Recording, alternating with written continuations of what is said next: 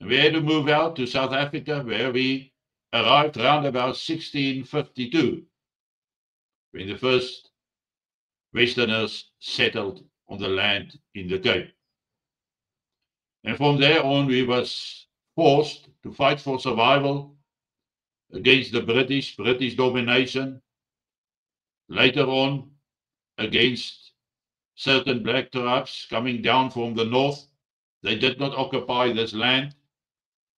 We did not steal it from them. To a large extent, we were the first settlers, apart from the Bushmen and the Khoi and the San. But of this larger black tribes, Zulus, Xhosas, and the Balis, they all arrived at a very much later stage. The point is, not everybody in South Africa wants to admit that this once thriving country might eventually collapse.